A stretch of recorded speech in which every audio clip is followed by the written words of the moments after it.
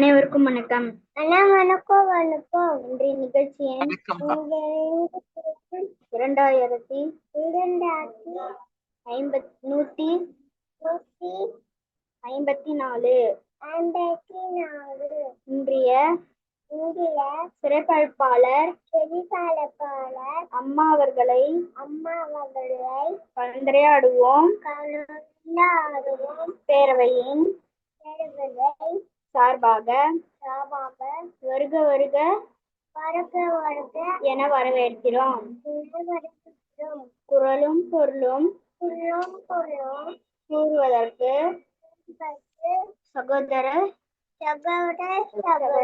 வரவேற்கிறோம். பொருளும் வரலாற்று செய்திகள் வழங்குவதற்கு டெல்லியா ரமநாயகம் ஐயா அவர்களை அன்புடன் அழைக்கிறோம். அடுத்ததாக இசைப்பாடல் வழங்குவதற்கு சின்னமை பாடகி பாகியலட்சுமி அம்மா அவர்களையும் தென்மொழி பண்ணன் ஈகவர்சன் ஐயா அவர்களையும் அன்புடன் அழைக்கிறோம். நிகழ்ச்சியின் முதல் பகுதியாக இன்றைய குரல் கூறுவதற்கு தமிழ்குமரன் அண்ணா அவர்களை அன்புடன் அழைக்கிறோம். அழைத்ததற்கு நன்றி. அனைவருக்கும் வணக்கம். அதிகாரம் 6 வாழ்க்கை துணை நல்ல மனத்துக்கு மாண்புடைய ஆகிதர் கொண்ட வருத்துக்கள் வாழ்க்கை துணை மனமாட்சி இலக்கணி மச்சி தாயிடமில் இளதன் இளவன் மாண்பாள உள்ளதன் இளவன் மனக்கடை பெண்ணீர் பெண்ணிற்கு வியாகுல கற்பனை திண்மை உண்டாக வெளி தெய்வம் தொண்டா கொண்டல் வகையை தக்கத்து தங்கொண்ட பேடிச்சக சொர்க்கத்தில் சார்புள்ளவை செல் காப்பு காப்பையாகவும் செய்யும் அவளின் நெருக்கப்பை காப்பையை தடை பெற்றார் பெண்ணீர் பெருஞ்சிருப்பு புத்திரி வாழப்படுது உள்புறுத்தல் வார்மோன் ஏர்மோன் புடி நடைபெங்கள் படமாச்சு மற்றது நகலம் நட்பு வேறே. நன்றி.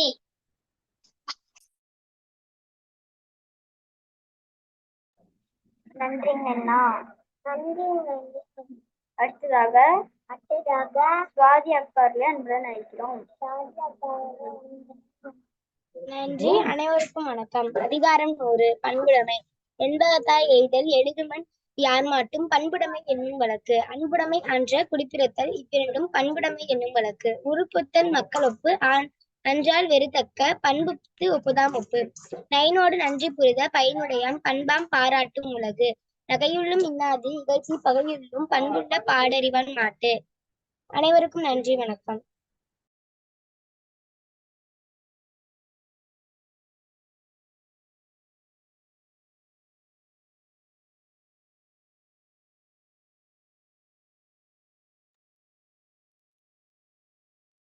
மகிழ்ச்சி. அடுத்ததாக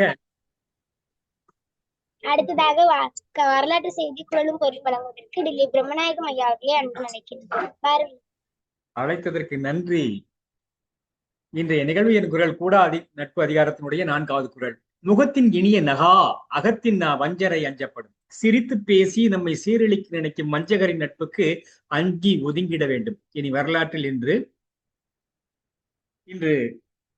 மே மாதம் 19ஆம் நாள். இதே நாளில் 1542 புரோம் ராஜ்யம் கவுங்கு வம்சத்திடம் இன்றைய மியான்மரில் வீழ்ந்தது. 1568ஆம் ஆண்டு இங்கிலாந்தின் முதலாவது எலிசபெத் மகாராணி ஸ்காட்லாந்தின் முதலாம் மேரியை கைது செய்ய உத்தரவிட்டார். 1649 இங்கிலாந்தை பொதுநிலையம் வாய நாடாக அங்கீகரிக்கும் சட்டம் மூலம் இங்கிலாந்து நாடாளுமன்றத்தில் கொண்டு வரப்பட்டது. அடுத்த 11 ஆண்டுகள் இங்கிலாந்து குடியரசாக இருந்தது. 1743ஆம் ஆண்டு சான்பேயர் கிறிஸ்டின் செல்சியஸ் வெப்பநிலை அலகை கண்டுபிடித்தார். 1780ஆம் ஆண்டு நியூ இங்கிலாந்து மற்றும் கனடாவில் சில பகுதிகளில் அசாதாரணமாக இருட்டு பகல் நேரத்தில் அவதானிக்கப்பட்டது. 1802ஆம் ஆண்டு பிரான்சின் முதலாம் நெப்போலியன் செவாலியே விருதை அறிமுகப்படுத்தினார். 1828ஆம் ஆண்டு அமெரிக்க அரசு தலைவர் ஜான் குவின்சி ஆடம்ஸ் கம்பளி உற்பத்தியாளர்களை பாதுகாக்கும் பொறுப்பு தீர்வை சட்டத்தை அறிமுகப்படுத்தினார். 1834ஆம் ஆண்டு இலங்கையில் பாடசாலைகள் ஆணைக்குழு அமைக்கப்பட்டது. 1934ஆம் ஆண்டு பல்கேரியாவில் இடம்பெற்ற ராணுவ புரட்சியை அடுத்து கீமோன் ஜோல்ஜியோ பிரதமராக பதவியேற்றார். 1950ஆம் ஆண்டு இஸ்ரேலிய கப்பல்களுக்கு வணிகத்திற்கு சுயஸ் கால்வாய் மூடப்படும் என எகிப்து அறிவித்தது. 1961ஆம் ஆண்டு சோவியத்தில் வெனரா 1 வெள்ளிக்கோளை கடந்தது. பூமியை விட வேறொரு கோளை கடந்த முதலாவது வெண்ணூர்தி இதுவாகும். 1961ஆம் ஆண்டு அசாம் மாநிலத்தில் சில்சர் தொடருந்து நிலத்தில் வங்காள மொழி இயக்கத்துக்கு ஆதரவாக ஆர்ப்பாட்டத்தில் ஈடுபட்டோர் மீது காவல்துறையின் சுட்டத்தில் 11 பேர் கொல்லப்பட்டனர். 1971ஆம் ஆண்டு சோவியத் ஒன்றியம் மார்ச் 2 விண்கலத்தை ஏவியது. 1978ஆம் ஆண்டு விடுதலை புலிகள் மீதான தடை ஜெயவர்தன அரசினால் நாடாளுமன்றத்தில் கொண்டு வரப்பட்டது. 2018ஆம் ஆண்டு வேல்ஸ் இளவர் ஹாரி ரேஸ் மேகன் மெர்சல் ஆகியோரின் திருமணம் வின்சர் மாளிகையில் இடம்பெற்றது. 1985ஆம் ஆண்டு இந்திய விடுதலை போராட்ட செயற்பாட்டாளர் மார்க்சியவாதி பி சுந்தரையா காலமானார். இதே நாளில்தான் எழுத்தாளர் இதழாளர் ஆ பு வள்ளிநாயகம் 2007ஆம் ஆண்டு காலமானார். வாய்ப்பிற்கு நன்றி, வணக்கம். நன்றிங்கய்யா. இசைப்பாடல் வழங்குவதற்கு திருமதி அன்னபூர்ணி அம்மாவர்களே அன்புடன் அழைக்கிறோம்.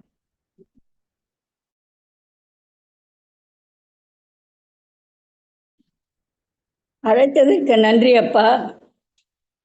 இன்று குழந்தைகளுக்கு துணிவு வேண்டும்ங்கிற குழந்தை பாடம்பா. பயிற்சி பெற்றவன் துணியலாம், பகட்டுக்காக துணியாதே. முயற்சி தொடர்ச்சி இருந்து விட்டால் முடிவில் வெற்றி கிடைத்துவிடும். பல நாள் எண்ணம் உள்ளத்தில் படித்து விழிப்புடன் இருந்தால்தான் புலன்கள் தூண்டும் எழுச்சிகளை புத்துணர்வோடு செயல்படலாம். இச்செயல் எளிதாய் முடியும் எனும் இதற்கென கருவி உள்ளதெனும் அச்சமே அகத்தில் இல்லை எனும் ஆளுமை ஒன்றே வெற்றி தரும். நன்றியப்பா.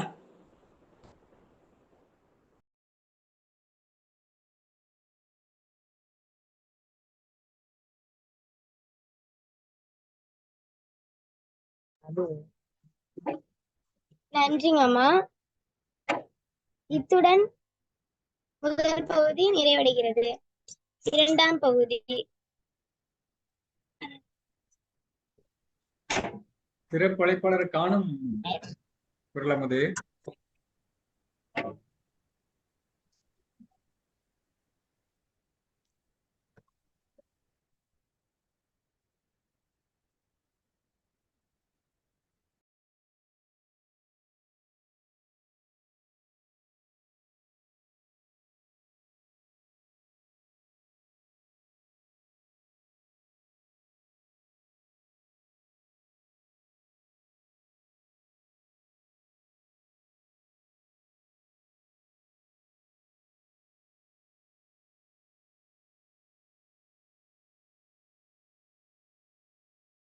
குரலமது, நீங்க ஒரு பாடல் தாங்கம்மா. அமைதியா இருந்த எப்படி? இல்லைன்னா அவங்க சரஸ்வதி உமாலட்சுமி கூப்பிடுங்க, அவங்க பாடட்டும். அமைதியா இருக்க கூடாது. இல்லைன்னா ஜானகி அம்மா கூப்பிடுங்க, அவங்க பாடுவாங்க. எமிமாலம்மா இருக்காங்க, பிரான்சிஸ் ஐயா இருக்காங்க. சரஸ்வதி உமாலட்சுமி அம்மாவர்களே அன்புடன் அழைக்கின்றோம். வாருங்கள். இசைப்பாடல் வழங்குறதுன்னு சொல்லுங்க. இசைப்பாடல் வழங்குவதற்கு சரஸ்வதி உமாலட்சுமி அம்மாவர்களே அன்புடன் அழைக்கின்றோம். வாருங்கள் அம்மா.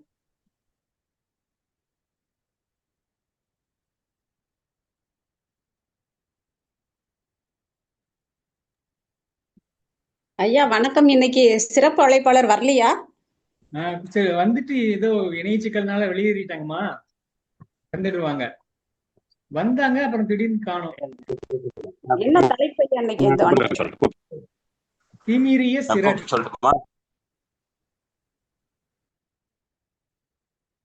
சொல்லட்டுமா? சரிங்க சரிங்க சரி.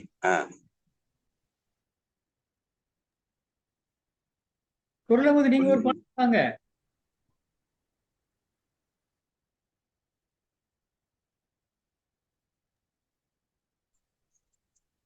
சார், நான் இன்னொரு பாட்டு பாடட்டுமா ஐயா? இசைப்பாடல் வழங்குவதற்கு பெருமாள் மேல அவர்களே அன்புடன் அழைக்கின்றோம். வாருங்கள். பாடுங்கம்மா பாடுங்கம்மா. அமைதியா இருக்கு அவை. இடது பதம் தூக்கியாடும் நடராஜனடி பணிபய நெஞ்சே. இடது பதம் தூக்கியாடும் பரவட பாட புலியிதழாட பக்தர்கள் ஜெய ஜெய என புலி பதஞ்சலி இரு கண் குளிர தில்லையிலே இரு கண் குளிர தில்லையிலே இடது பதம் தூக்கியாடும்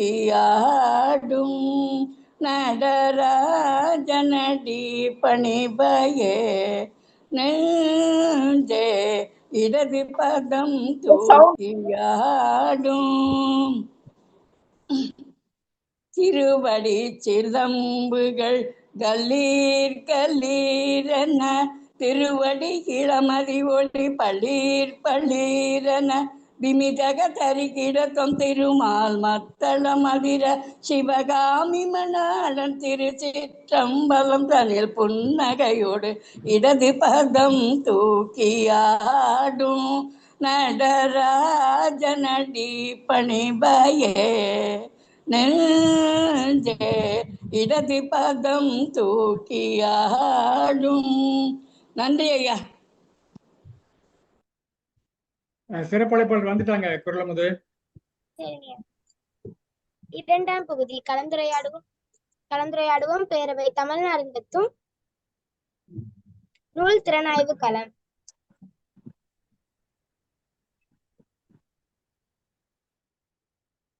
கலந்துரையாடுவோம் பேரவை தமிழ்நாடு நடத்தும் நூல் திறனாய்வு களம். நிகழ்வு எண் 2154, 19/5/2026 செவ்வாய்க்கிழமை.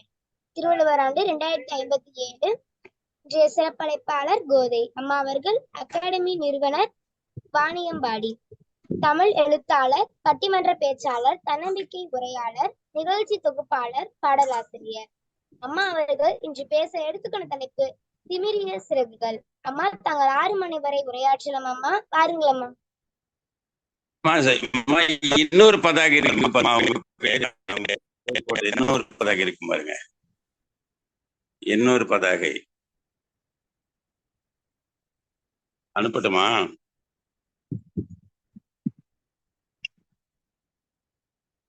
இன்னொரு பதாகை இல்ல, பகிர்ந்தாச்சுங்கய்யா, பகிர்ந்தாச்சு. பதாகை இதுதான் இதுதான். இதை போடு, இதை போடு,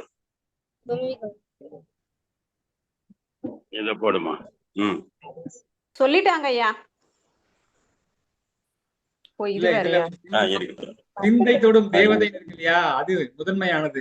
சிந்தை தொடும் தேவதை சங்கீதா அவர்கள் வரவேற்கிறோம். வாருங்கள் அம்மா, இப்பொழுது களம் உங்கள் கையில். நூலாசிரியர் அவர்களையும் அன்போடு வரவேற்கிறோம். திரு பிரான்சிஸ் அவர்களையும் அன்போடு வரவேற்கிறோம். வாருங்கள் சிந்தை தொடும் தேவதை சங்கீதா அவர்களே, கால்நொடியில் வாங்கம்மா. ஒளித்தடை நீக்கிட்டு பேசுங்கம்மா.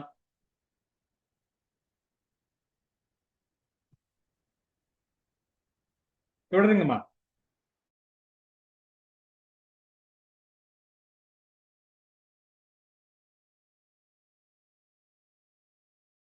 உங்க ஒலி கேட்கலம்மா, ஒலி கேட்கல.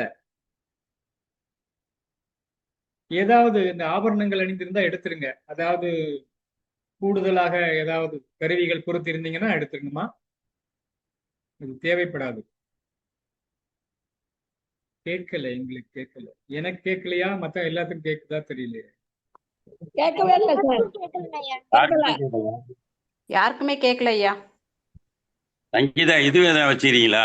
ஹெட்செட் எதனா வச்சிருக்கீங்களா? ஹெட்செட் அது மாதிரி தமிழ்ல கேட்டாதான் தெரியும் அவருக்கு. அவர் ஆங்கிலத்தை ஆபரணம்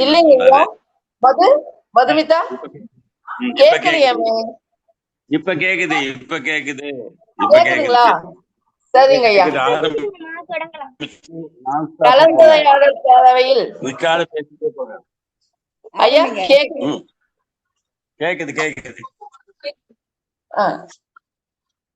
அனைவருக்கும் மாலை வணக்கம். குதலரசி ஏ சுவாதி, நன்றாக அறிமுகம் செய்தாய பாப்பா.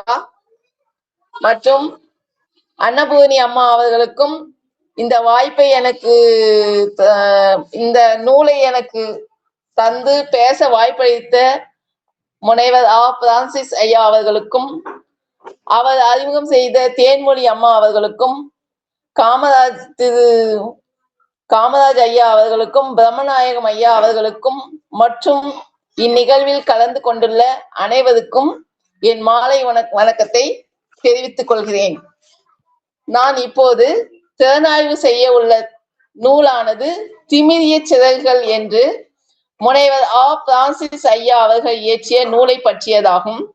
இந்த ஆசிரியர் எனக்கு மிகவும் ரொம்ப பரிச்சயமானவர். ஒரு தந்தையை ஒத்த நல்லுறவுடன் என்னோடு நட்பு கொண்டு பேசி பல்வேறு கருத்துக்களை பல்வேறு வரலாற்று நிகழ்வுகளை நாங்கள் அடிக்கடி அலைபேசியில் பேசி தீர்த்து கொள்வது உண்டு. ஐயா அவர்கள் தன்னுடைய வாழ்க்கையை தன்னுடைய இளமை கால பள்ளி படிப்பு மற்றும் கல்லூரி படிப்பு மற்றும் வேலை வாய்ப்பு செல்லும் வரை உள்ள தன் வாழ்க்கையை, தன்னுடைய முயற்சியை, தான் பட்ட துன்பங்களை தான் எப்படியெல்லாம் ஒரு திமிரிய சிறகுகள் போல தன் வாழ்க்கையை உயர்த்தி கொண்டு வாழ்ந்திருக்கிறார் என்பதே இந்த நூலின் தொகுப்பாகும். அதாவது ஆங்கிலத்தில் அரகண்ட் விங்ஸ் என்று சொல்லக்கூடிய திமிரிய சிறகுகள் தனியாக பறக்கும் நபர்களுக்குத்தான் மிக வலிமையான சிறகுகள் கிடைக்கும். தானாக முயன்று, தானாக சிந்தித்து, தானாக செயல்பட்டு, தனக்கு வரும் தடைகளை தகர்த்தெறிந்து பல்வேறு சூழல்களை எதிர்கொண்டு ஐயா அவர்கள் தன்னுடைய பள்ளி படிப்பு மற்றும் கல்லூரி படிப்பை முடித்துள்ளார். அதாவது இப்போது நமக்கு தேவைன்னா பள்ளி படிப்பு, கல்லூரி படிப்பு என்பது மிக சாதாரணமாகிவிட்டது இன்றைய காலகட்டத்தில். அதிலும் நம் தமிழகத்தில் பல்வேறு அரசியல் சூழல்கள் வந்த போதிலும் தற்போது மாணவர்களுக்கு மிக சாதாரணமாக கிடைக்குது. ஆனா அந்த காலகட்டத்தில் இவர் பிறந்த வருடமானது 1955 என்று குறிப்பிட்டிருக்கிறார்கள். அந்த காலகட்டத்தில் ஏறக்குறைய 65-70 காலகட்டத்தில் 53 பிறந்திருக்கிறாரு. அந்த காலகட்டத்துல பள்ளிக்கு செல்வதே மிக அரியதான ஒன்று. அதாவது ஆண் பிள்ளைகள் மட்டும்தான் 5வது இல்ல 7வது 8வது படிச்சிருப்பாங்க. ஆனா பெண் பிள்ளைகள் சுத்தமாக படிக்கவே அனுப்ப மாட்டாங்க, மிக அரியது. அப்படி படிச்சாலும் ஒரு 3வது 4வது இப்படிதான் படிச்சிருப்பாங்க. அப்படி இருக்கும்போது தன் உயர்ந்த படிப்பான கல்லூரி படிப்பை ஆண்கள் படிப்பதே மிக அரிதான காலகட்டத்தில் ஐயா அவர்கள் அந்த காலத்திலே ஹாஸ்டல்ல சென்று படிச்சிருக்காங்க. ஏன்னு சொன்னா அங்கதான் ஒரு சிறந்த கல்வி கிடைக்கும். அதாவது பள்ளிகொண்டா, நான் வாணியம்பாடி பகுதியை சார்ந்தவள் என்பதால் சொல்கிறேன். பள்ளிகொண்டாவில் உள்ள மாணவர் சிறுமலர் தொடக்க பள்ளியில், பள்ளிகொண்டாவில் வேலூர் மாவட்டத்தில் உள்ள இந்த சிறு நகரத்திலே ஐயா அவர்கள் சிறுமலர் தொடக்க பள்ளியில் 1 முதல் 5 வகுப்பு வரை படித்திருக்கிறார்கள். டான் பாஸ்கோ பள்ளி, காட்பாடியில் இருக்கிற டான் பாஸ்கோ மேல்நிலை பள்ளியில் 1லிருந்து 10ஆம் வகுப்பு வரை படித்திருக்கிறார். அதன் பிறகு SSLC என்று சொல்லக்கூடிய 11ஆம் வகுப்பை ராணிப்பேட்டை அரசினர் உயர்நிலை பள்ளியில் படித்திருக்கிறார்கள். பின்பு ப்ரீ யூனிவர்சிட்டி எஜுகேஷன் என்று சொல்லக்கூடிய கல்வியை தூய நெஞ்ச கல்லூரி திருப்பத்தூரில் பயின்றுள்ளார்கள். பின்பு BA இளங்கலை படிப்பு வரலாறை அரசினர் கலைக்கல்லூரியான செய்யாறு மாவட்டத்தில் படித்திருக்கிறார்கள். அந்த படிப்பினால் இராணுவத்தில் பணிபுரிந்து 7 ஆண்டுகள் பணிபுரிந்துள்ளார்கள். இந்தியன் ஆயில் கார்பரேஷன் என்று சொல்லக்கூடிய இந்திய ஆயில் நிறுவனத்தில் 30 ஆண்டுகளுக்கு மேல் பணிபுரிந்துள்ளார்கள்.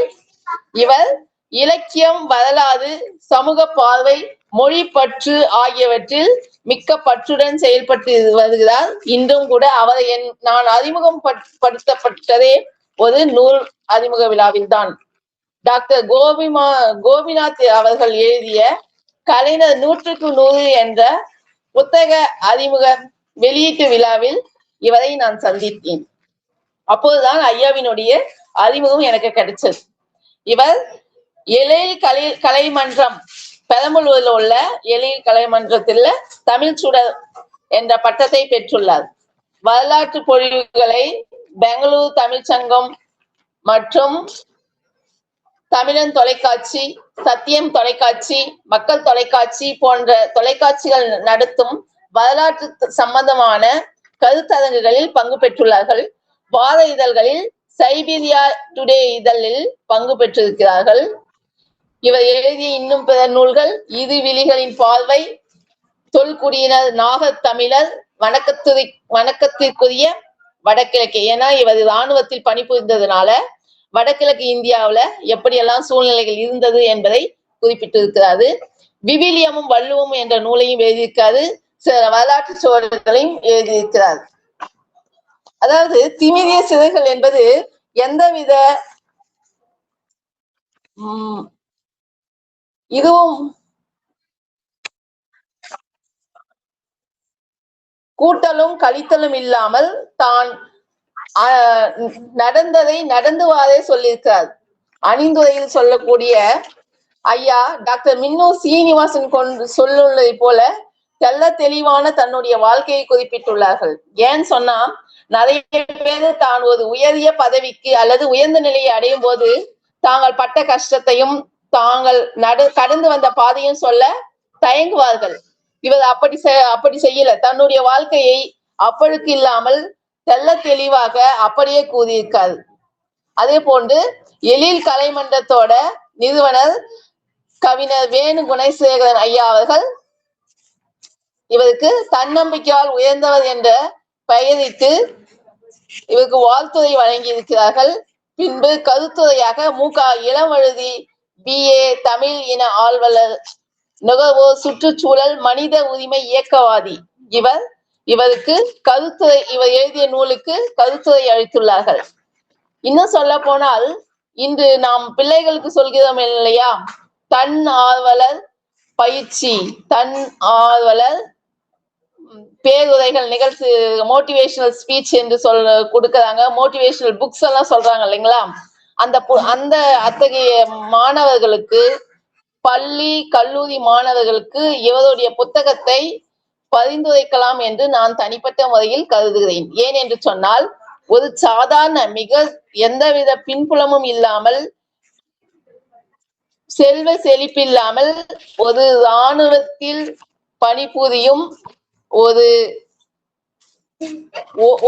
இராணுவத்தில் ஓட்டுநர் அவர்களின் மகள் இவர் இத்தகைய நிலையை அடைந்திருக்கிறார் என்று சொன்னால் அது மிகவும் மகிழ்ச்சிக்குரியது மட்டுமல்ல, சிறப்பானதுமாகும். இந்த நூலில் கதாநாயகர் இவராக பிரான்சிஸ் ஐயா அவர்கள் மெய்யன் என்ற தலைப்பிலே வந்து தன்னுடைய வாழ்க்கையை ஒவ்வொரு காட்சியாக விளக்கி தன்னுடைய தோழரான மதியழகன் என்பவருடன் உரையாற்றுவது போலவே இந்த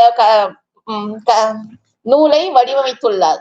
இதில் நடுவில் தொல்காப்பியம், பட்டுக்கோட்டையார் பாடல்கள் மற்றும் திருக்குறள், கண்ணதாசன் கவிதைகள், திரைப்பட பாடல்கள், பாரதிதாசன் பாடல்கள், விவிலியத்தின் கோட்பாடுகள், வேத வசனங்களையும் இவர் ஆங்காங்கே கோடிட்டு மேற்கோள் காட்டி எழுதியிருப்பது இந்நூலின் மிகச் சிறப்பம்சமாகும்.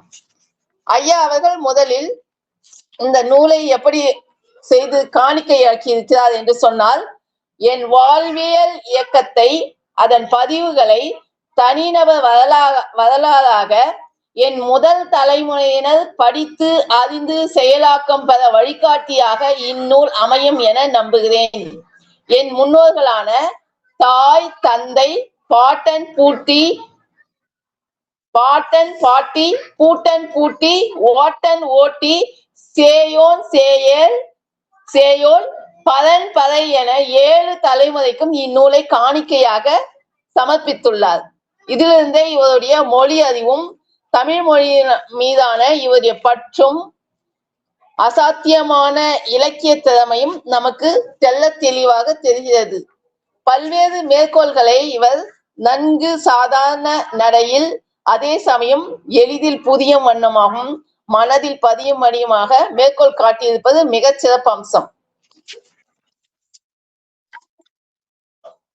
பள்ளிகொண்டாவுக்கு இவர் படிக்கிறதுக்கு போதாது. அதாவது இவருடைய ஊர் வந்து திருவண்ணாமலை மாவட்டத்தில் போலூர் வட்டத்தில் உள்ள வீரலூர் என்ற என்று சொல்கிறார். அந்த கிராமத்தை இவர் அறிமுகப்படுத்துவதே மிகவும் அழகாக இருக்கும். அதாவது பாரதி ராஜா படத்துல நம்ம பார்க்கறது போல அந்த ஊரோட அழகை, அதாவது 1953 கிராமத்தை இவ்வளவு அழகாக இலக்கிய நயத்தோடு கற்பனை நயத்தோடு தெளிவாக பல சூழல்களை பல்வேறு காட்சிகளை மாற்றி மாற்றி படம் பிடித்து காட்டுவது படிப்பதற்கு ரொம்ப சுவையாகவும் ரொம்ப அழகாகவும் உள்ளது. அப்படி அவர் பம்செட்ல பார்க்கும்போது அன்ன நடையழகி, அலங்கார உடையழகி, பின்னல் நடையழகி, செல்லம்மா புதப்பட்டம்மா எதிர்காட்டம் பார்க்க என்று பாட்டு பாடி தன் மனதை கவர்ந்தவனை நினைத்து கொண்டே வரப்பு புல்லை எருதுகள் மேய்த்த வண்ணம் கொண்டிருந்தான் என்று சொல்வதில் இவருடைய இலக்கிய நயம் நமக்கு நல்லா புரியுது. அதே சமயம் ஐயா வந்து என்ன பண்றாரு, அவங்க ஊர்ல ஒவ்வொரு தெருவா நமக்கு ஒவ்வொரு இடமா நமக்கு விளக்கி அவருடைய நண்பரான மெய்யழகன் அவர்களுக்கு மதியழகன் அவர்களுக்கு விளக்கி சொல்வது போல் சொல்றாரு. அதுல சொல்லும்போது செய்யும் தொழிலே தெய்வம், திறமை நமது செல்வம், கையும் காலும் தான் உதவி, கொண்ட கடமைதான் நமக்கு பதவி என்று குறிப்பிடுகிறார். இப்ப பள்ளிகொண்டாவுக்கு இவர் அவருடைய அந்த கிராமத்துல இருக்கிற மாதா கோவில் இருக்கிற ஃபாதர் வில்வலேனா என்ற ஃபாதர் வந்து இவருக்கு ஒரு கடிதம் கொடுத்து பள்ளிகொண்டா சிறுமலர் பள்ளியில் படிக்க அனுப்புறாங்க. அங்க வந்து இவர் நல்லா படிக்கிறாரு. நல்லா படிச்சு அதுக்கப்புறம் டான் பாஸ்கோ பள்ளியில படிக்கிறாரு. அப்படி படிக்கும்போது விளையாட்டுகளை இவர் எல்லாத்துல படிப்புல மட்டும் இல்ல விளையாட்டுலயும் ஆர்வத்துடன் கலந்து நல்லா விளையாடி நிறைய பதக்கங்களை வாங்கி வராது. அப்படி வந்தும் இவருக்கு அப்போது அதாவது விவிலியத்தில் வந்து வகுப்புகள் நடத்தப்படும் போது சிலவற்றை இவர் அந்த வயதுக்கே உரிய கேள்வி கேட்கிறாங்க. அப்படி கேள்வி கேட்டப்போ அத வந்து தெரியல, அவரும் கடைசியில் வருத்தப்பட்டு சொல்றாரு. அதாவது ஒரு மாதா கோவிலுக்கு அருத்தந்தையாக இருக்கணும்னா நிறைய அவங்க படிச்சிருப்பாங்க, அவங்களுக்கு நிறைய அனுபவம் இருக்கும், நிறைய ஒரு பிரச்சனையை பத்தி பேசுறதுக்கு நிறைய அனுபவம் வாய்ந்த ஆசிரியர்களோட கலந்துரையாடுவாங்க. அப்படி இருக்கும்போது ஐயாவுக்கு என்னன்னே தெரியல, அந்த டான் பாஸ்கோ பள்ளியில அவரை நீங்க வந்து புரட்சியாளன்னு சொல்லிடுறாங்க. அதாவது இவர் வந்து ஆரம்பத்திலிருந்தே தமிழ் பற்றும் இந்தி போராட்டம் நடந்துகிட்டு இருக்கும்போது இவர் வந்து இந்தி போராட்டத்தை பத்தி விவாதம் செய்யறாரு.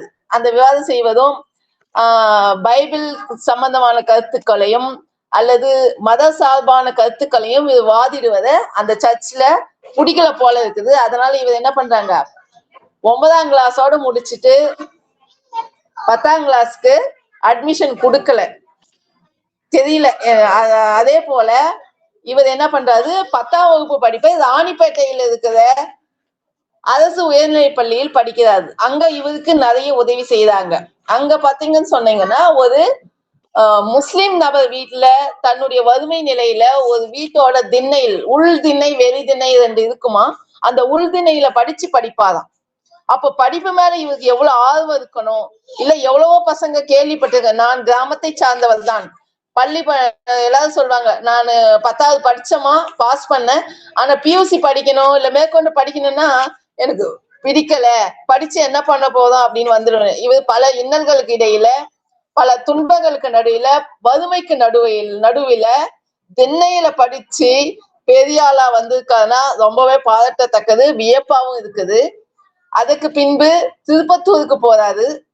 வில்வலோனா ஃபாதர் அவர்கள் ஒரு ரெக்கமெண்டேஷன் லெட்டர் கொடுக்கிறாரு. அந்த திருப்பத்தூருக்கு 300 ரூபாய் பணம் இல்லை. அப்போது என்ன செய்யறாங்க, இவங்க தன்னுடைய அம்மா வந்து ஒரு கல்யாணத்துக்கு திருமணத்துக்கு போயிட்டு இருக்காங்க. அப்படி திருமணத்துக்கு போனதுல போய் 300 ரூபாய் பணத்தை வேதவத்துக்கு அவங்களுடைய நெக்லஸ ஒரு நம்பிக்கைக்குரிய பொருளா கொடுத்து 300 ரூபாய் பணத்தை எடுத்துன்னு போயிட்டு பியூசி படிப்பை எங்க கற்றாருன்னு சொன்னா தான் தூய நெஞ்ச கல்லூரி சேக்ரட் ஹார்ட் காலேஜ் என்று சொல்லக்கூடிய திருப்பத்தூர் தூய நெஞ்ச கல்லூரியில் படிக்கிறாரு. அப்படி படிக்கும்போது அவரு சேர்மேன் ஆயிடுறாரு. நல்லா படிப்பிலும் நல்ல கவனத்தோட படிக்கிறாங்க.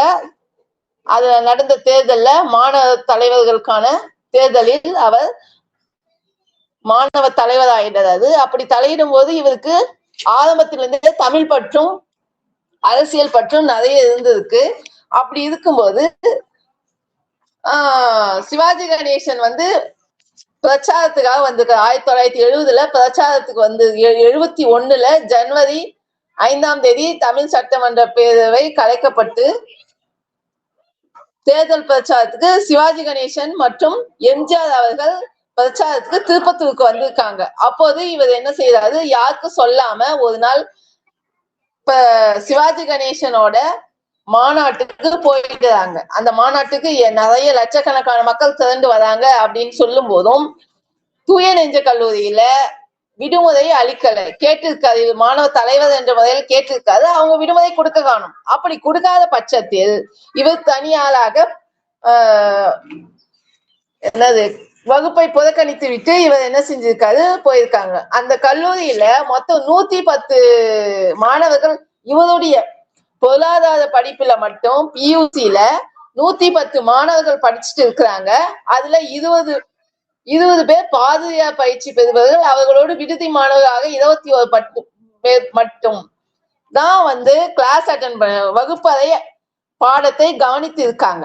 ஆனா 89 பேர் பள்ளிக்கு செல்லாமல் மாநாட்டிற்கு சென்றிருக்காங்க. அப்படி சென்று இவர் மாணவ தலைவர் என்ற முறையில இவர் தீவிரமா அரசியல் பற்றோடு மொழி பற்றோடு செயல்பட்டதுனால இவர் தான் மற்ற மாணவர்களை புறக்கணிக்க சொல்லி பள்ளியிலிருந்து மாநாட்டுக்கு அழைத்து சென்றதாக ஒரு பொய் புகார் இவர் மேல திணிக்கப்பட்டிருக்குது. அதை அப்படியே அவரு மயக்காமல் தயங்காமல் எல்லாத்தையும் வெளிப்படையா அவர் நினைச்சிருந்தா இல்ல என்ன நான் அப்படியெல்லாம் இது பண்ணல அப்படின்னு சொல்லியிருக்கலாம். ஆனா அவர் வெளிப்படையாகவே, இன்னும் சொல்ல போனால் ஒரு கிறிஸ்துவ கல்லூரியில் நிகழ்ந்ததை, அதாவது டான் பாஸ்கோ பள்ளியில் நடந்ததையும், தான் பள்ளிக்கு 10ஆம் வகுப்பு அனுமதி கிடைக்காததையும், அதே போல் தூய நெஞ்ச கல்லூரியில் தனக்கு பொய் குற்றம் சாட்டப்பட்டு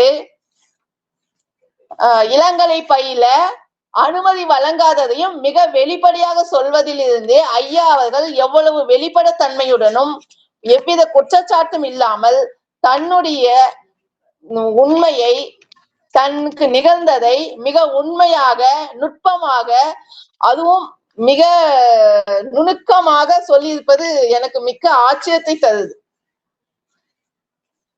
அதன் பின்பு அவர் அந்த பள்ளியில் படித்த பின்பு இளங்கலை பயில அந்த பாதிரியாரிடம் விண்ணப்பம் கேட்கும் போது அவருக்கு விண்ணப்பம் மறுக்கப்படுகிறது. அந்த கல்லூரியில் எல்லா தகுதிகளும் இருந்தும் அவர் செய்யாத ஒரு குற்றத்தை அவர் மீது திணிக்கப்பட்டு அந்த பாதிரியார் வந்து அனுமதி மறுக்கப்படுகிறார். அந்த பாதிரியார் சொல்றாரு, நீ வந்து மாணவன், நீ இப்போது மாணவ தலைவனாக இருக்கலாம், அல்லது மாணவ எம்பி ஆகலாம், எம்எல்ஏ ஆகலாம், ஆனால் உனக்கு இந்த கல்லூரியில் இடம் கிடையாது, நீ வேற கல்லூரிக்கு போன்னு சொல்றாங்க. அதன் பிறகுதான் அவர் என்ன பண்றாரு, செய்யாது அரசு கலைக்கல்லூரிக்கு செல்கிறார். அப்படி கலைக்கல்லூரியில் சென்று நன்றாக பயிர்கிறார். அவருக்கு ஒரு தமிழ் ஆசிரியர் வராரு. அவருக்கு அது பெரியார் திடலில் பயின்றவர், மிக ஏழ்மை குடும்பத்தில் பிறந்த ஒரு பேராசிரியர். அவருக்கு மிக ஆர்வமுடன் தமிழின் மொழி பற்றியும் அரசியல் பற்றியும் ஊட்டி வளர்க்கிறார். அதுக்கேற்றபடி ஐயா அவர்கள் பல்வேறு திரைப்படங்கள் திரையிட்டு பணம் வசூலித்து ஆண்டு விழா நடத்துகிறாரு. அதுக்கப்புறம் வந்து இராணுவத்தில் பணிபுரிய செல்றாரு. இத்தகைய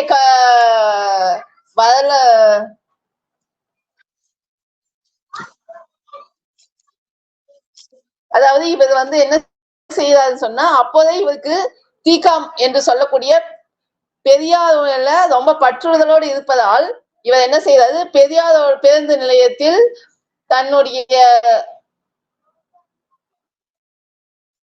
பெரியார் இறந்துட்டாரு. 1973 டிசம்பர் 24 காலையில் வேலூர் சிஎம்சி மருத்துவமனையில் பெரியார் இறந்துட்டதுனால இவர் ஒரு கருத்தரங்கம் நடத்துறதுக்கு மாணவ பருவத்திலே திட்டமிட்டு அதுக்கு நடத்தி இருக்காரு. அப்படி நடத்தினது கூட்டமானது என்ன செய்ய முடியல, நடத்த முடியவில்லை. அதுக்கு அவருக்கு ரொம்ப வருத்தம் தான். அதை சொல்லும் போது அவர் எப்படி சொல்றாருன்னா, ஓராண்டுக்கு முன்னால் தான் பெரியார் செய்யார் பேருந்து நிலையம் அருகில் உள்ள பொதுக்கூட்டத்தில் பேசினார். தங்க மேனி தக தகக்க வெந்தாடி அசைந்தாட சுட்டு விரலை ஆட்டி ஆட்டி பகுத்தறிவு பிரச்சாரம் செய்ததை பார்த்தவன் நான். தமிழ் எழுச்சி பெற, வாழ்வில் வளம் பெற புது ரத்தம் பாய்ச்சிய புரட்சி புயல், சுயமரியாதை சூறை காற்று, அறிவின் சிகரம், சிந்தனை சுரங்கம், பகுத்தறிவு தந்தை பெரியார் ஈவே ராமசாமி அவர்கள் இயற்கையோடு கலந்து விட்டார் அப்படின்னு சொல்லதுல இருந்து அவருக்கு எவ்வளவு மன வருத்தமும் ஆழ்ந்த வருத்தமும் இருந்தது கொண்டு நம்மளால அறிய முடியுது. இப்படியெல்லாம் கஷ்டப்பட்டு, அதாவது ஒரு திண்ணையில படிச்சுட்டு அது தந்தையர்கள் புறக்கணிக்கப்பட்டு வந்ததும் தன்னுடைய குடும்பத்திற்கு தன்னுடைய தந்தையின் தாயின் சுமையை குறைப்பதற்காக இராணுவத்தில் பணிபுரிய செல்லும் வரை இந்த நூலானது எழுதப்பட்டுள்ளது. இந்த நூல்ல படிக்க படிக்க ரொம்ப ஆர்வமா எனக்கு தோன்றது என்னன்னா, இதுல படிக்கிற மாதிரி பைபிளோட கோட்பாடுகள்லாம் சொல்லியிருக்காரு. பரப்பனவற்றுள் சிறியது தேனி, எனினும் அது கொடுக்கும் தேன் இனியவற்றுள் சிறந்தது என்பது பைபிள். இது போன்ற பைபிள் வசனங்கள் நிறையவற்றை மிக நுணுக்கமான வசனங்களை காட்டியிருக்கிறார். அதே போல ஒரு மனிதன் வீழாமலே வாழ்ந்தான் என்பது பெருமை அல்ல, விழுந்த போதெல்லாம் எழுந்தான் என்பதே பெருமை என்று தானே ஒரு இலக்கிய நயத்தோடு மேற்கால் காட்டி பேசியிருக்கிறார். இது போன்ற நிறைய இந்த புத்தகம் முழுவதும் ஒரு 50 மேற்கோள்கள் இருக்கும் கட்டாயம். 10க்கு மேற்பட்ட பைபிள் வசனங்கள் பிளஸ் பட்டுக்கோட்டை கல்யாண சுந்தரத்தோட பாடல்கள், அதே போல தொல்காப்பியத்தோட இதையும் சொல்லிருக்காரு. பனைமரத்தை பற்றி தொல்காப்பியர் எப்படி சொல்லியிருக்காரு என்றதையும், அது ஒரு புல்வகை இனத்தை சார்ந்தது என்பதையும் அவர் சொல்லியிருக்காரு. அதே போல பாரதிதாசன் கவிதையும் எழுதியிருக்காரு, விவிலிய வசனங்களையும் எழுதியிருக்காரு. தன்னுடைய சொந்த கருத்துங்களை இலக்கிய நயத்தோடவும் சொல்லியிருக்காரு. நீர்நிலையிலே தள்ளாடும் தாமரை பூ போல என் உணர்வுகள் தள்ளாடும், இளமை வாழ்வில் அனுபவம் பெறுவது பெருமைதானே, பசித்தவர் இறங்கும் மனம் அவர்களிடம் அந்த அன்புக்கு வணங்கி பண்புடன் விளங்க வேண்டும். இன்னும் ஏராளமான மேற்கோள்கள் சொல்லியிருக்காரு. கடந்து போ அல்லது கண்டுக்காமல் போ, அவ்வளவுதான் வாழ்க்கை. கடந்து போ அல்லது கண்டுக்காமல் போ, அதுதான் வாழ்க்கை. எந்த கோபத்திலும் அன்பு அக்கறையும் தொங்கி இருக்கிறதோ அந்த அன்புதான் நிலையானது. அதே போல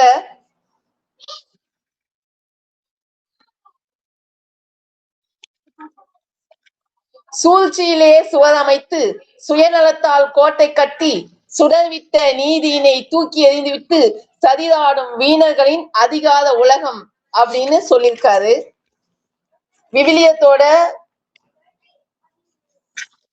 கோட்பாடுகள் அதிகமா இருக்குது. அதே போல நம்ம அந்த கிராமத்து பெண்களை எப்படி சொல்றதுன்னா, நம்மள மாதிரி சிறுமிகள் சாதாரண, நான் ஒரு 10க்கு மேற்பட்ட சுயசரிதைகளை படிச்சிருக்கிறேன்.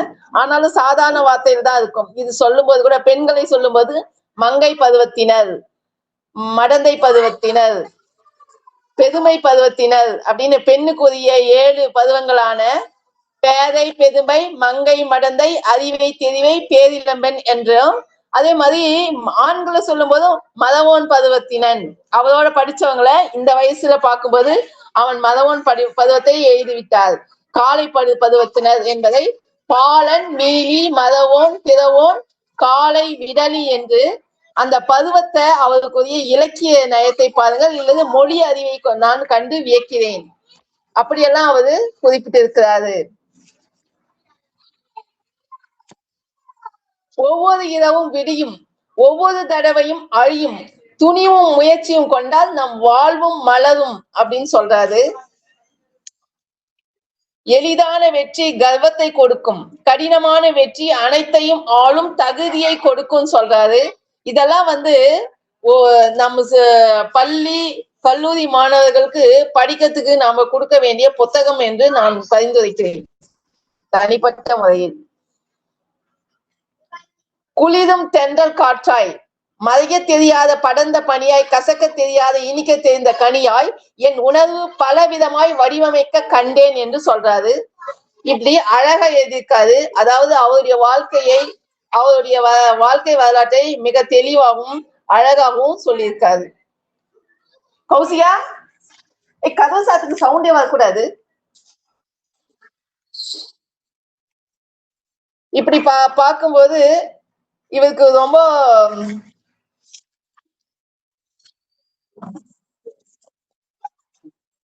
அவரே சொல்றாரு, இந்த திமிரிய சிறைகள் என்பதற்கு ஒரு டெபினிஷனே சொல்றாரு. அதாவது கொடுமைக்காரன் ஒருவனுடைய முதட்டு பிடியில் சிக்கிய பறவை தப்பிக்க தனக்குண்டான வலிமையை கொண்டு திமிரி தன் சிறைகளை விதித்து பறப்பது போல் நானும் இவ்வூரை விட்டு படிப்பதற்காக பறந்தேன் என்று திமிரிய சிறைகள் பற்றி அவரு ஒரு டெபினிஷன் தராரு. அதே போல அவர் பள்ளி காட்பாடியில படிச்சுட்டு அவருக்கு ஓல்ட் எஸ்எல்சி என்று சொல்லக்கூடிய 11ஆம் வகுப்புக்காக போலூர் அரசு கலைக்கல்லூரிக்கு அரசு பள்ளிக்கு போறாங்க. போலூர் அரசினர் பள்ளிக்கு உயர்நிலை பள்ளிக்கு செல்றாரு. அப்ப அவருக்கு உயிரியல் பிரிவு பாடப்பிரிவு கிடைக்கல. அப்படி கிடைக்கலன்னு ஒண்ணு அவர் என்ன பண்றாரு, ராணிப்பேட்டைக்கு செல்ல திட்டமிடுறாரு. அப்போ பேருந்து நிலையத்துல அவரு நின்னுகிட்டு இருக்காரு. அப்போ ஒருவன்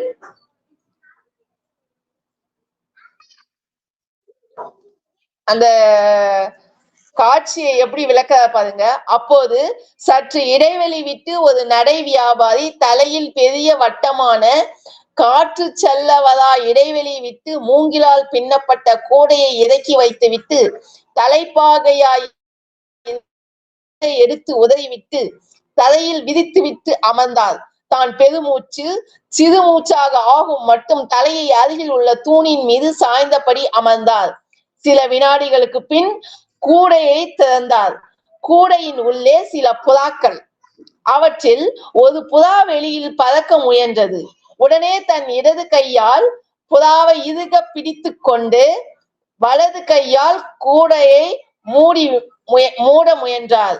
மற்ற புறாக்கள் கூடையினுள் இருக்க வியாபாரியின் கைப்பிடியில் உள்ள புறா திமிரிய சிறைகளை விதித்து பறந்து விட்டது. ஒரு சின்ன நிகழ்வுதான், ஆனால் என் உணர்வில் ஒரு பொறி தட்டியது போன்ற உணர்வு, சிந்தனை. மொழி உணர்விற்கும் தெளிவை தேடிய சமய சார்பான வினாக்களுக்கும் துர்மாதியானவன் என்று அடைமொழி கொடுத்து மேற்கொண்டு படிக்க முடியாதபடி இடையூறு உண்டாக்கிவிட்டது டொன் பாஸ்கோ இல்ல நிர்வாகம். நான் கண்ட அந்த புறாவை போல் திமிரி முன்னேற விரும்பினேன். எண்ணமே செயலின் தொடக்கம், திட்டமிடல் எல்லா செயலாக்கத்திற்கும் முன்னெடுத்து செல்லும் என்று வேத நூலான விவிலியத்தின் வசனத்தை மேற்கோள் காட்டி சொல்கிறார். இப்படி தான் பட்ட கஷ்டங்களை, தான் வறுமையில் தன் தந்தையின்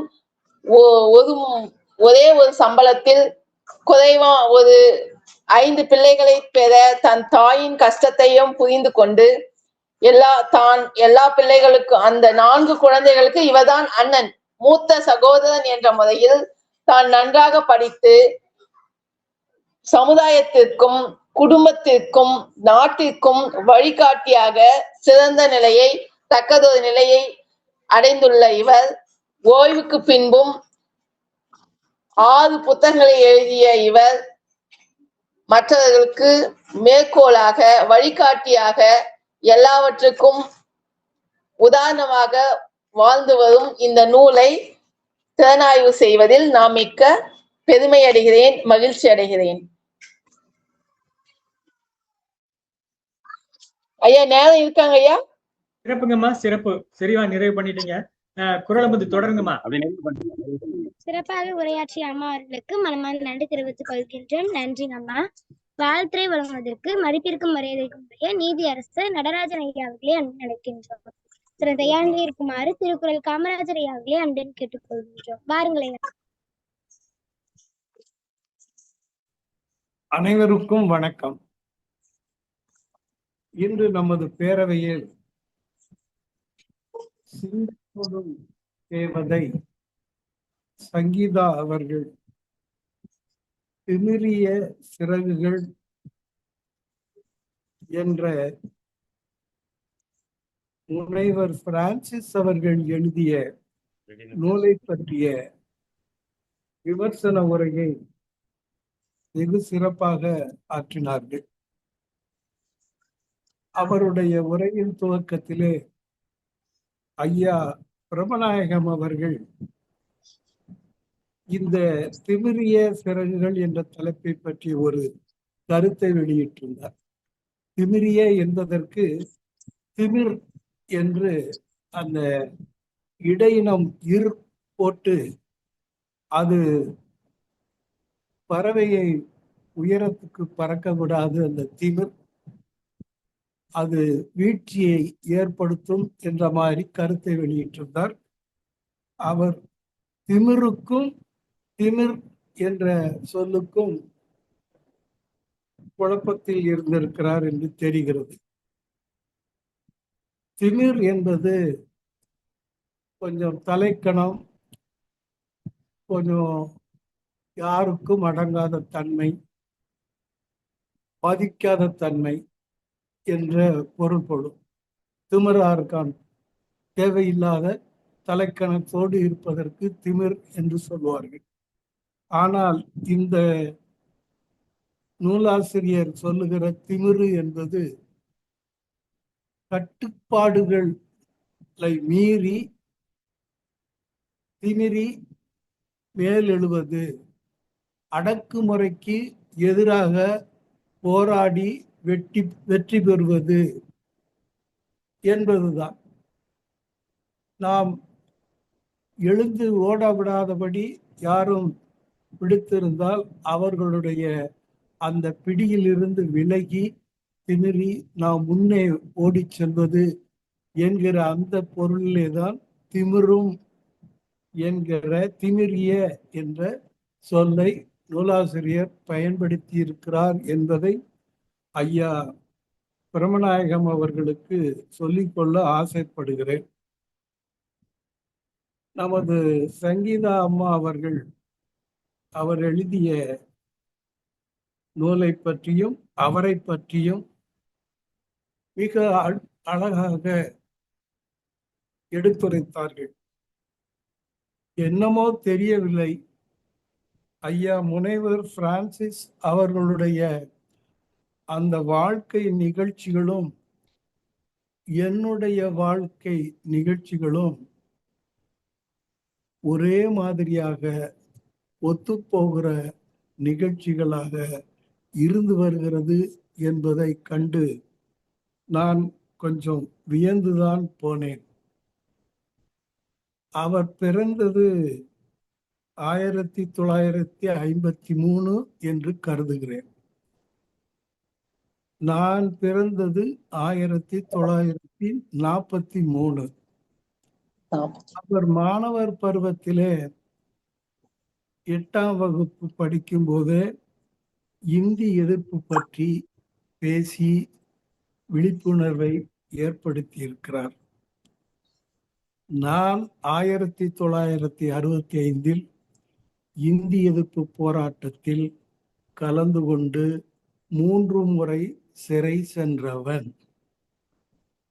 அடுத்து ஐயா பிரான்சிஸ் அவர்கள் மாணவர் தலைவர்களாக சேர்மனாக இருந்திருக்கிறார். நானும் பிகாம் இறுதி ஆண்டில் விருதுநகர் செந்திக்குமார நாடார் கல்லூரி மாணவர் தலைவர் ஆக நான் இருந்தேன் என்பதையும் சொல்லிக் கொள்கிறேன். பிரான்சிஸ் ஐயா அவர்கள் பெரியார் பற்றாளர் என்றும் பெரியார் மறைவுக்கு அவர் எழுதிய கருத்துக்களையும் அம்மா அவர்கள் எடுத்து சொன்னார்கள். நான் பெரியார் பற்றாளர் என்பதோடு பெரியார் தலைமையில் என் திருமணத்தை நடத்தி கொண்டவன் என்பதை அம்மா அவர்களுக்கு சொல்லிக் கொள்கிறேன். இந்த பேரவையில் உள்ள அனைவருக்கும் இந்த விஷயம் தெரியும். அடுத்து அவர் தனது வாழ்க்கையில் நடந்த சம்பவங்களை தொகுத்துதான் இந்த திமிரிய சிறகுகள் என்ற நூலை எழுதியிருப்பதாக சொன்னார்கள். நானும் என் வாழ்க்கையில் நடந்த நிகழ்ச்சிகளை தொகுத்து இதயத்தில் நிலைத்து நிற்கும் இனிய நினைவுகள் என்ற நூலை வெளியிட்டிருக்கிறேன். அந்த நூல் திறனாய்வு இந்த பேரவையிலும் நடந்திருக்கிறது என்பதை சொல்லி, ஐயா பிரான்சிஸ் அவர்கள் கல்விக்காக பல இடங்களை தேடி ஓடி தனது கல்வி தாகத்தை தணித்திருக்கிறார் என்று சொன்னார்கள். நானும் கல்விக்காக இந்த சென்னைக்கு நான் மாற்றலாகி வந்து சென்னையில் சட்டக்கல்லூரியில் இடம் கிடைக்காததால் மைசூர் வரை சென்று மைசூரில் நான் சட்டக்கல்வியை பயின்ற பின்புதான் இந்த நீதிபதி பதவியை அடைந்தேன் என்பதையும் தெரிவித்துக் கொள்கிறேன். அடுத்து பிரான்சிஸ் ஐயா அவர்கள் தனது ஓய்வுக்கு பின்னர், அதாவது ஓய்வு என்கிற வார்த்தை எனக்கு பிடிக்காத வார்த்தை, பணி நிறைவுக்கு பின்பு ஐயா அவர்கள் 6 நூல்கள் எழுதியிருப்பதாக சொன்னார்கள். நான் கொஞ்சம் ஒன்று குறை. நான் பணி நிறைவுக்கு பின்பு 5 நூல்கள் எழுதியிருக்கிறேன் என்பதையும் சொல்லிக்கொண்டு, உங்களுடைய உரை சிந்தை தொடும் உரையாகவே இருந்தது. எனது சிந்தையை தொட்டுவிட்டது. எனவே உங்களுக்கு முன்னால் உள்ள அடைமொழி சிந்தை தொடும் தேவதை என்பது பொருத்தமானதே என்பதை சொல்லி உங்களை வாயார மனதார வாழ்த்துகிறேன். வாய்ப்புக்கு நன்றி. வணக்கம். நன்றிங்க.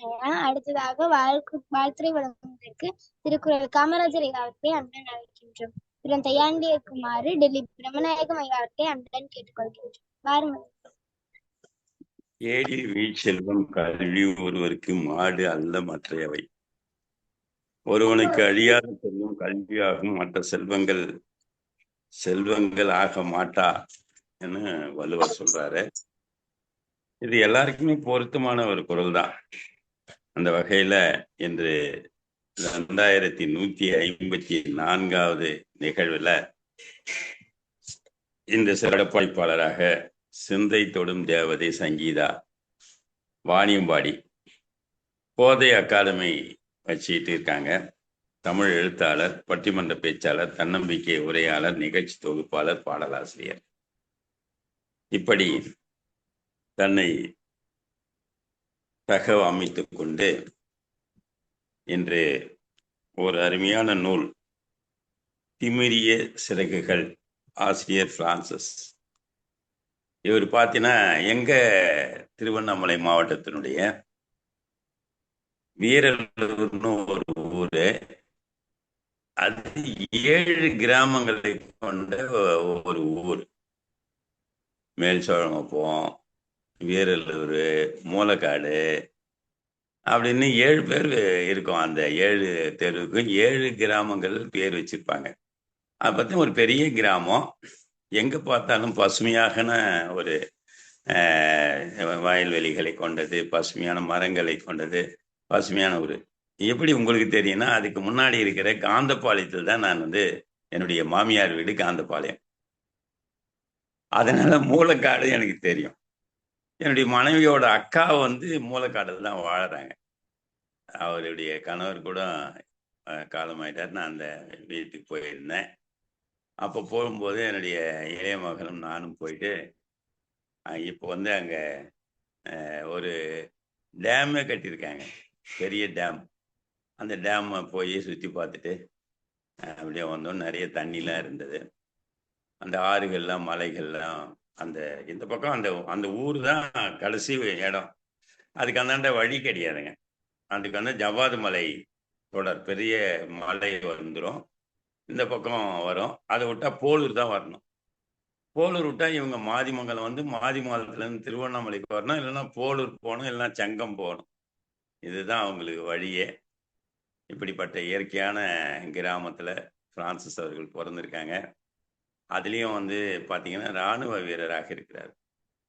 அங்கே கூட பார்த்தீங்கன்னா நிறைய இப்போ கூட பார்த்தீங்கன்னா குணசேகரன் சொல்லிட்டு ஒருத்தர் ஸ்டேட் பேங்க்கு ரீஜனல் மேனேஜராக இருந்தார். குணசேகரன் ஐயாவுக்கு தான் சொல்கிறேன். இப்போ வந்து அவர் வந்து சிறுபாக்கத்தில் தண்ணி பந்தல்னு ஒரு ஊரில் இடத்தெல்லாம் வாங்கி அங்கே வீடு கட்டிட்டு இருக்காரு. நல்ல பெரிய சான்றோர் பெருமக்கள்லாம் அங்கேருந்து உண்டு ஆகியிருக்காங்க, வெளியே வந்திருக்காங்க. நிறைய ஆசிரியர்கள் இருந்திருக்காங்க, கூட்டுறவு சங்கங்களில் வேலை பார்க்குறவங்களாம் இருந்திருக்காங்க. இப்படிப்பட்ட ஊரில் அவர் வந்து இப்போ தான் அங்கே அரசு மேல்நிலை பள்ளியெலாம் வந்துடுச்சு. எனக்கு தெரிஞ்சு உயர்நிலை பள்ளி கூட இல்லாமல் இருந்தது. அதுக்கப்புறம் உயர்நிலை பள்ளி மாறி அரசு மேல்நிலை பள்ளியாக வந்தது. அவர் வந்து போலூர் தான் வரணும். போலூருக்கு வந்தால் தான் அங்கே அரசு ஆண்கள் மேல்நிலை பள்ளி, அது ஒரு 99-100 ஆண்டுகள் பழமையான ஒரு பள்ளி. அந்த பள்ளிக்கு வந்து தான் படிச்சிருப்பாருன்னு நினைக்கிறேன். அதுக்கப்புறம் படிச்சுட்டு ஒரிசுக்கு போயிருப்பார், வேலூருக்கு. வேலூர்லேருந்து அப்புறம் மற்ற இடத்துக்கெல்லாம் போயிருக்காரு.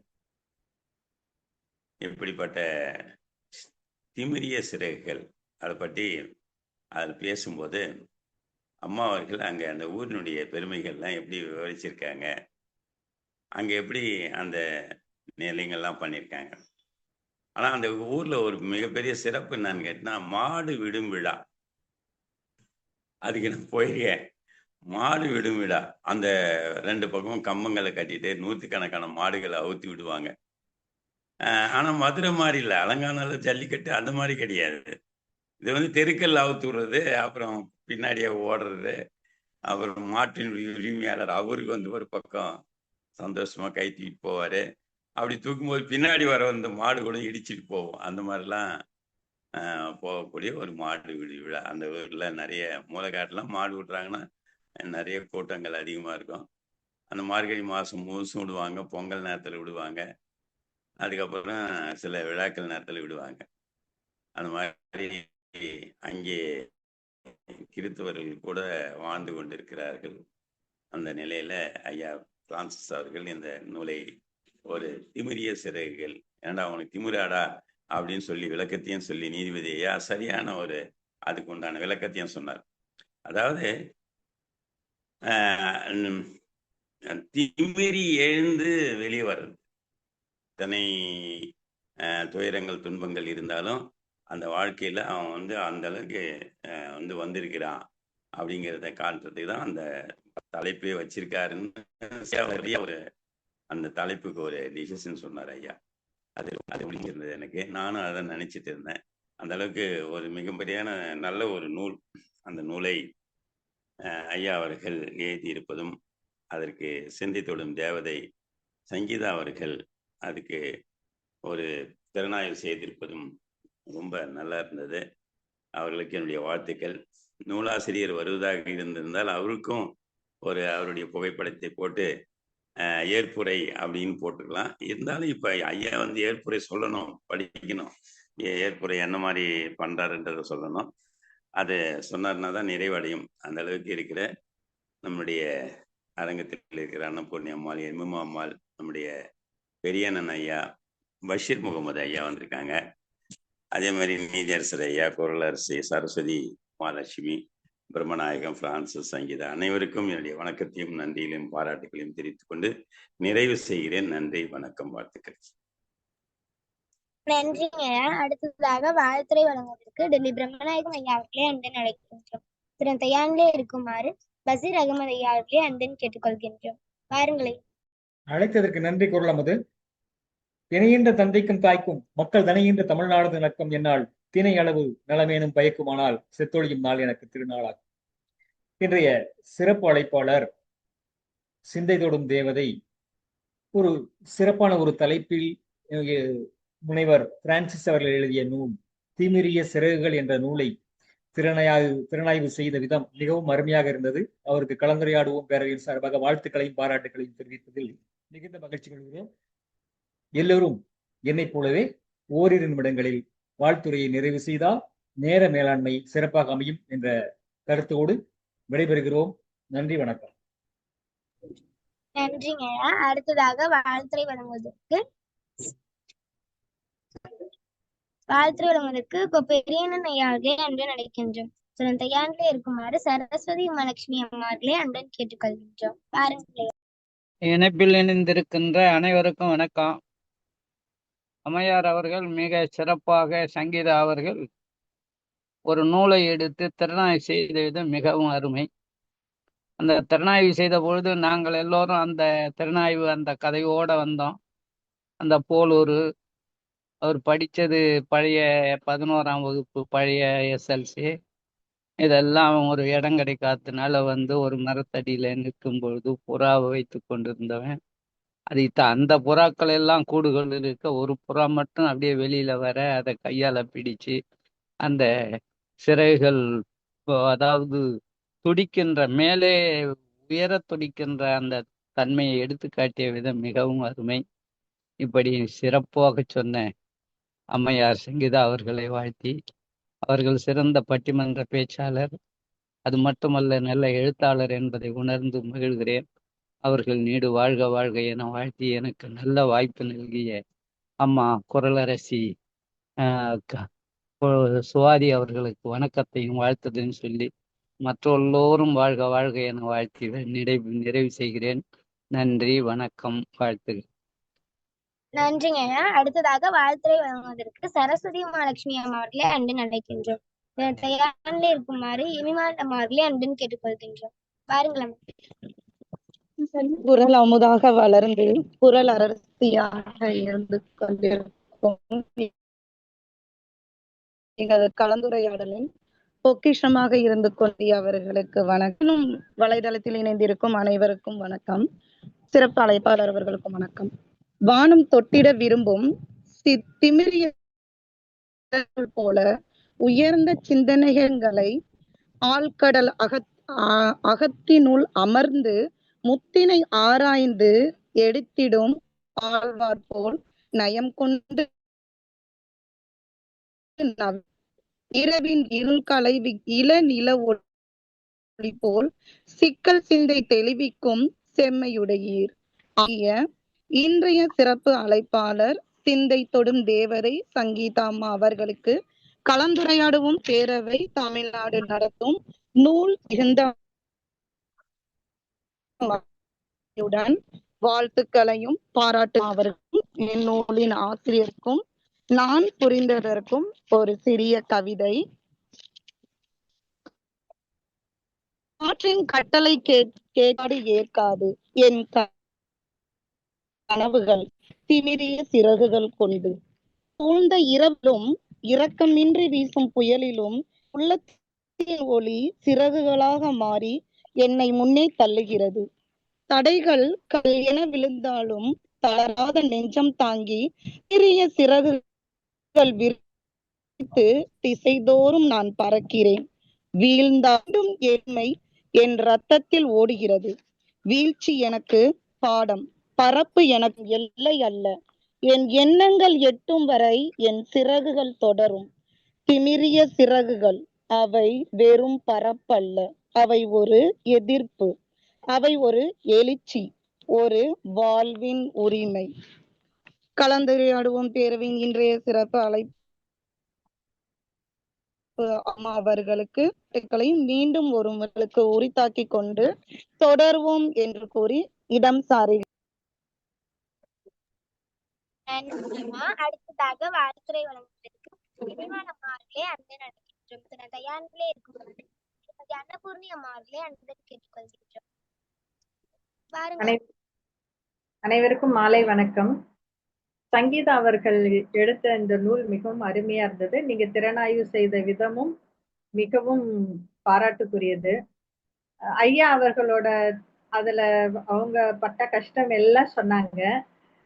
நூல் எழுதுனது முதற்கொண்டே சொன்னேன். இந்த மாதிரி நீதியரசர் ஐயா அவங்க, பிரான்சிஸ் ஐயா அவங்க இந்த மாதிரி ஒரு சமூக போராட்டம் நடத்தினாங்க. என்ன மாதிரி ஆளுங்கெல்லாம் இந்த மாதிரி ஒரு ரூம்ல ரிலாக்ஸா உட்காந்து இல்லாது எல்லாருக்கும் தெரியுற மாதிரி பேசக்கூடிய ஒரு சந்தர்ப்பம் எல்லாம் கிடைச்சதுன்னா இவங்களோட போராட்டம் தியாகத்தால தான் நாங்கெல்லாம் இப்படி சிறப்பா இருக்கிறோன்றதுனால உங்க அனைவருக்கும் மனமார்ந்த நன்றியை தெரிவித்துக் கொள்கிறேன் ஐயா. நூல்ல மிக சிறப்பு என்ன பண்ணா தமிழ் மொழி ஆளுமை, அதாவது அந்த 7 பருவம் 7 தலைமுறை ஆண்களுக்கும் பெண்களுக்குமான 7 பருவத்திலையும் அருமையா சொல்லியிருந்தீங்க. மறுபடியும் உங்கள் அனைவருக்கும் என் மாலை வணக்கத்தை தெரிவித்துக் கொள்கிறேன். நன்றி மேம். நன்றிங்க அம்மா. அடுத்ததாக வாழ்த்துரை வழங்குவதற்கு திருமதி அன்னபூர்ணி அம்மா அவர்களே அழைக்கின்றேன். அழைத்ததற்கு நன்றி சுவாதி. இன்று நம்முடைய சிறப்பு அழைப்பாளர் சிந்தை தொடும் தேவதி சங்கீதா அம்மா அவர்களுக்கு முதற்கண் என்னுடைய வணக்கத்தை தெரிவித்துக் கொள்கிறேன். மற்றும் சான்றோர் பெருமக்களுக்கும் குழந்தைகளுக்கும் என்னுடைய வணக்கங்கள் பல. அம்மாவோட தலைப்பு திமிரிய சிறகுகள். அதில் அவர் முனைவர் பிரான்சிஸ் ஐயாவோட அதை ரொம்ப அழகாக ஒவ்வொன்றா அவங்க பிரித்து விவரித்தாங்க. அதாவது நூலின் ஆசிரியரோட குறிப்புகள் அவ்வளோ அருமையாக இருந்தது.